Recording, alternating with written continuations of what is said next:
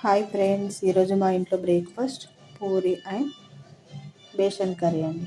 ముందుగా మనం పూరి పిండి ప్రిపేర్ చేసుకుందామండి.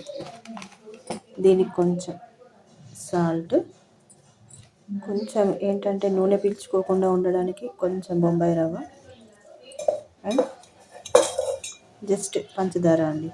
కొంచెం పూరి పిండిని కలుపుకుందామండి. దీనికోసం కొన్ని వాటర్. ఎప్పుడైనా పూరి పిండిని కొంచెం గట్టిగా కలుపుకోవాలండి, ఎందుకంటే ఆయిల్ అబ్జర్వ్ చేసుకోకుండా ఉంటుంది. పిండిని ఈ విధంగా మిక్స్ చేసుకోవాలండి. మిక్స్ చేసుకున్న పిండిని ఒక 10 మినిట్స్ పక్కన పెట్టేద్దాం. ఆలోపు మనం కర్రీ ప్రిపేర్ చేసుకుందామండి.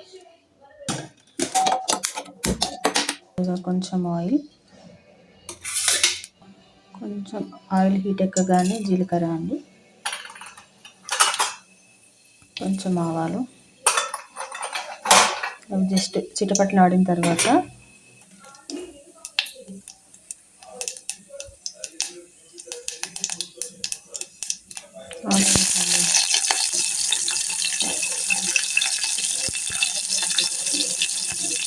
అండ్ పచ్చిమిర్చి,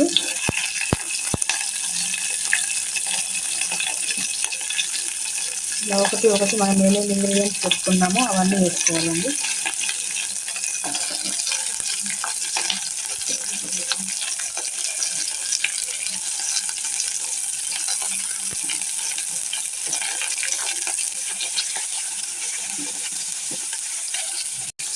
వీటిలో ఒక 2 నిమిషాలు కలుపుకోవాలండి. బాగా ఫ్రై కానివ్వాలి. అలా ఫ్రై అవుతూ ఉన్నప్పుడు జస్ట్ పసుపు అండి. ఇలా ఒక 2 నిమిషాలు మనం వేసుకున్న కూరగాయలన్నీ మగ్గిపోవాలండి. బాగా ఫ్రై అయిపోయాయండి. ఇప్పుడు రుచికి సరిపడా ఉప్పు అండ్ కారం,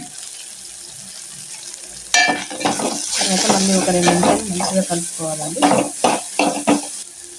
ఇప్పుడు కొన్ని మన క్వాంటిటీకి తగ్గట్టు వాటర్ పోసుకోవాలి.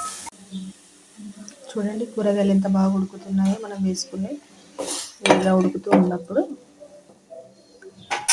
శనగపిండిలో కొన్ని వాటర్ కలుపుకోవాలండి, ఉండలు లేకుండా. ఇది ఇలా వేసేయాలి. మళ్ళీ దీన్ని ఒక 10 మినిట్స్ అలా ఉడికిస్తే అయిపోతుందండి. మన పూరి కూర రెడీ. చూడండి ఎంత బాగా ఉడుకుతున్నదో. ఇంకో 2 మినిట్స్లో మన పిట్లా రెడీ అయిపోతుందండి.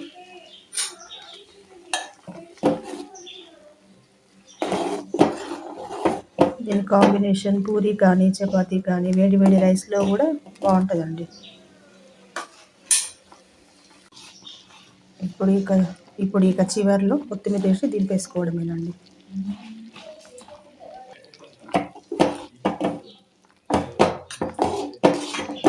చాలా సింపుల్గా అయిపోతుందండి బేసన్ కర్రీ. ఫైనల్గా మన పూరి రెడీ.